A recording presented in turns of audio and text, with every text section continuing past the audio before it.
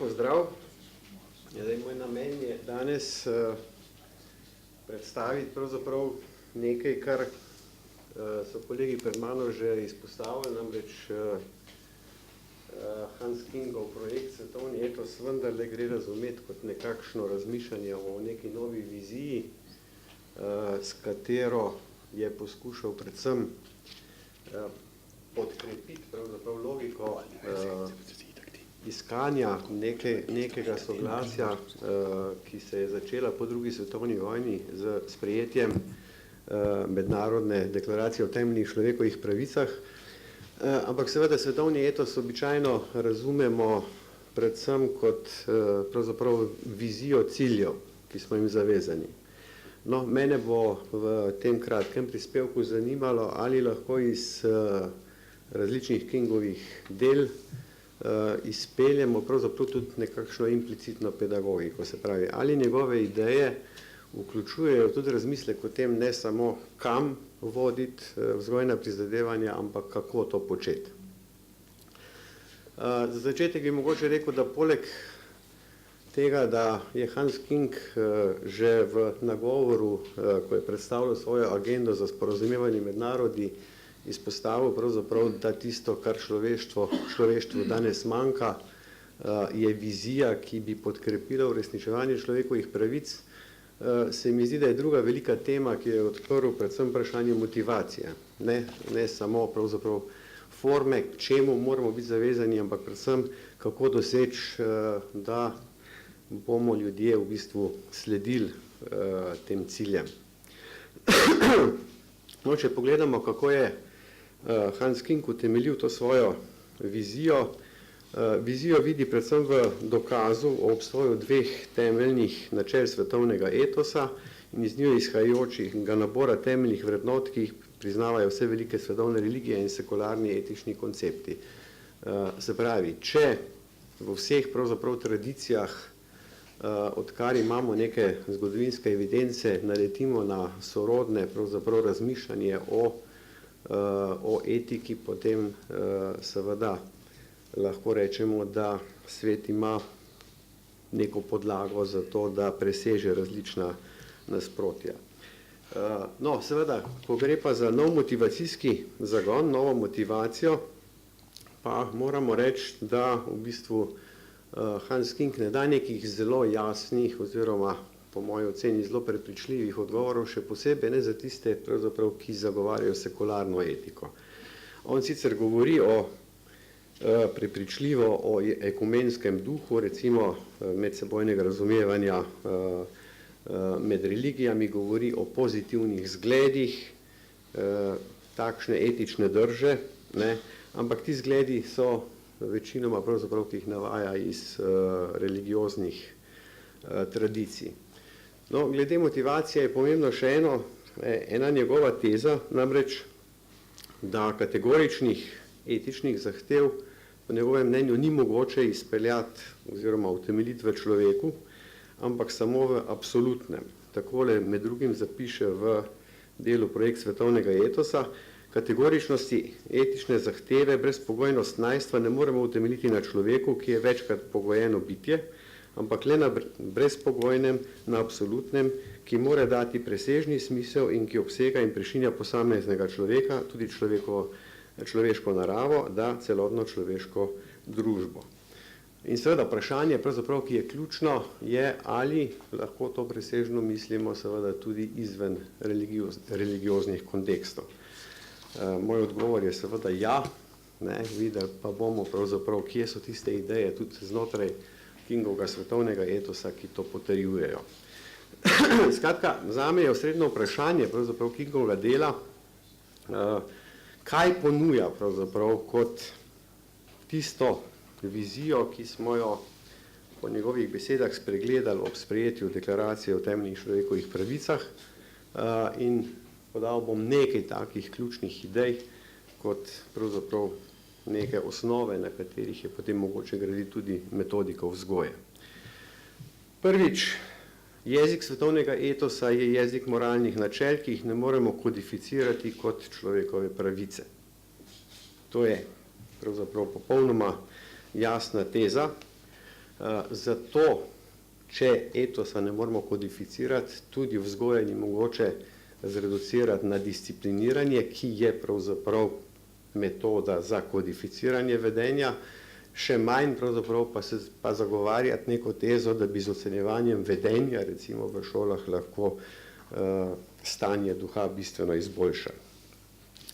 No, druga teza Hansa Kinga je seveda zelo jasno stališče, da svetovni etos ni neka nova religija, niti nova etika, ampak pravzaprav nekaj obvezujočih, obveznih norm, vrednot, idealov in ciljev.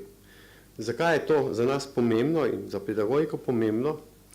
Ker seveda, če to resno jemljamo, potem svetovnega etosa ni mogoče uspešno utemeljevati na nekih deduktivnih izpeljavah ali religioznih virov ali sekularnih virov, kot so recimo mednarodni dokumenti in tako dalje, niti ni mogoče uspešno izpostaviti nekega nabora svetovnih vzornikov, ker vzornik vedno pravzaprav je neka konkretna oseba s svojo konstrukcijo smisla, z svojim, rečemo temu, teoretskim backgroundom.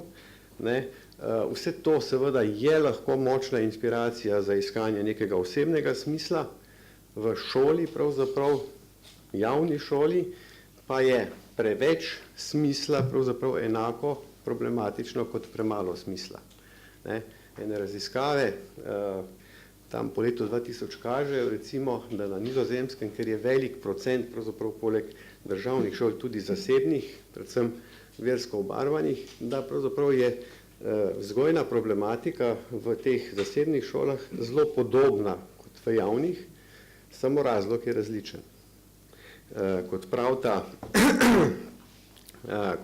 avtorja Gerd Bista in Njedema, v javnih šolah gre za načelo vse je možno in seveda nič ni zavezujoče, v zasebnih šolah pravzaprav pa si prizadevajo za močnejše konstrukcije smisla, ki pa seveda različno mislečih otrok, ki vanje vstopajo, preprosto ne morejo na enak način nagovoriti.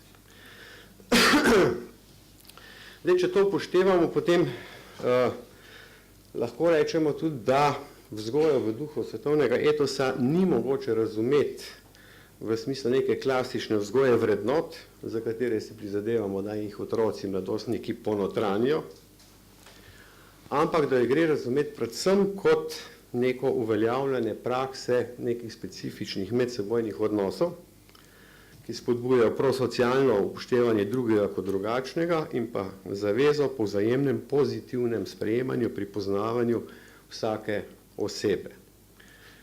Temu seveda blizu so določeni teoretski koncepti, sam bi tukaj omenil recimo na eni strani Aristotelovo etiko, ki ni etika načel primarno, ampak je predvsem etika odnosnega delovanja. Med novejšimi avtorji pa zagotovo dela Emanuela Levinasa in Paula Ricoeur'a, ki pričujejo pravzaprav o isti naravnanosti. No, med pedagoškimi idejami pa menim, da je najbližje temu ideja celovitega induktivnega pristopa, ki vzgojo razume prvič kot spodbudo k otroka, k vstopanju v različne odnose, drugič zavzemanje za to, da so ti odnosi spoštljivi do bližnjih in drugačnih in šele tretjič, se pravi šele na podlagi teh izkušenj, nastajanje pravzaprav neke moralne zavesti v smislu zavedanja načel, principov, vrednot, ki jih zagovarja tudi Hans King. Se pravi, induktivna logika od izkušenj k zavesti, ne deduktivna logika od družbenih norm, ki jih vsiljujemo in vsajujemo v zavest k nekemu ustreznemu vedenju. Tudi Hans King pravzaprav v zaključku dela Čemu svetovni etos zelo jasno zapiše, da vzgoja k vrednotam na šolah ni tako preprosta in da je potrebno na nek način izpeljati na določenih izkustvih. Ko sam razmišljam, kaj naj bi bila ta izkustva, ki so za vzgojo za svetovni etos najpomembnejša, bi kot prvo izpostavil pravzaprav nekaj, kar je omenil že kolega Ošlaj v svojem nagovoru. Namreč, da pravzaprav je klasična psihologija svojo tezo, da se otrok rodi egocentričen, sebičen, nagnjen k ugodju in tako dalje, pravzaprav evidentno zgrešena. Mnoga spoznanja pokažejo, da se človekova prosocialnost pojavi mnogo preden posrka iz družbe neke temeljne norme in vrednote. Kolega Ošlaj je govoril o nekakšni prirojeni zmožnosti biti moralen. Sam sem prepričan, da pravzaprav neke zasnove, neki impulzi k prosocialnosti v otroku so seveda šele z praktično modrostjo, z možnostjo razmišljanja o tem, kaj tvori pravilne odnose in tako dalje, je mogoče te vidike prosocialnosti nadgraditi v etično zavest. Ampak, če je temu tako, potem seveda v razmišljanju o vzgoji ne štartamo iz tega, kako moramo otroku predstaviti neka pravila, norme in tako dalje, ampak kako mu omogočiti izkušnje, na podlagi katerih bo pravzaprav razvil to praktično modrost in s tem pravzaprav nadalje kultiviral to svojo prosocialnost.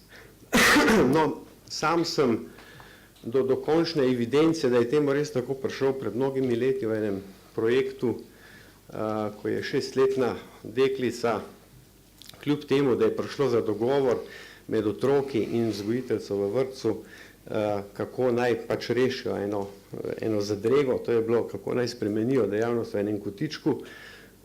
Pravzaprav, ko je bilo že vse dogovorjeno, dvignila roko in rekla, jaz bi pa ta kotiček pustila takšen, kot je. Res, da se v njem igra samo ena punčka, šlo je pa za eno punčko, ki je imela hude težave v prilagajanju, se pravi, nas bi rekli posebne potrebe, ampak je rekla, veste, ko sem se z njo pogovarjala, sem videla, da je ta kotiček za njo zelo pomemben, ker ona ima zelo rada družino in ko bo velika, je rekla, da bo imela 5 otrok. No in ko je ta 6-letna deklica to zgodbo povedala, so se vsi nemudoma odločili, da bodo ukinili tisti predlog in seveda zadevo pustili takšno, kot je.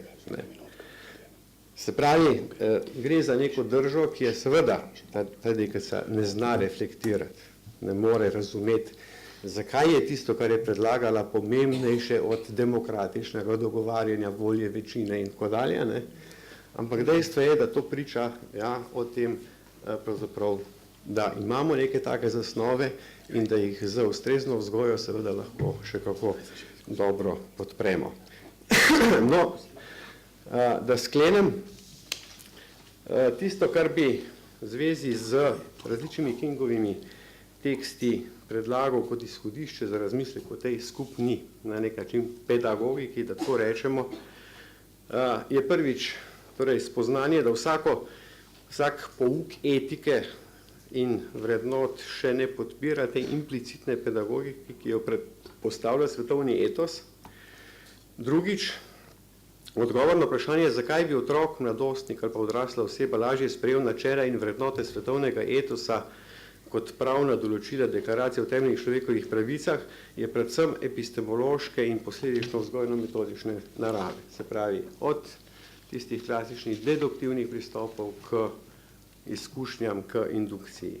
In tretjič, za vzgojo moramo otroku ponuditi možnost vstopanja v različne odnose in prosocialne dejavnosti, potem pozitivno presežno izkušnjo spoštljivega odnosa do bližnjega, oblikovanje identitete na podlagi sugestivnih zgodb, katerih naracijo otroci odkrivajo sami, ne pa z našimi navodili, razvoj praktične modrosti, ki jo spodbuja razumevanje konkretnih dogodkov v luči temeljnih načel svetovnega etosa. In še zadnji citat, ni potrebno, da bi se zedinili za določen etični sistem, etos pomeni nekaj drugega, ne v prvi vrsti nauk ali sistem, ampak notranjo, moralno, naravno temeljno držo človeka, ki se ravna po določenih normah in merilih, ki ima vest za kompas. Hvala lepa.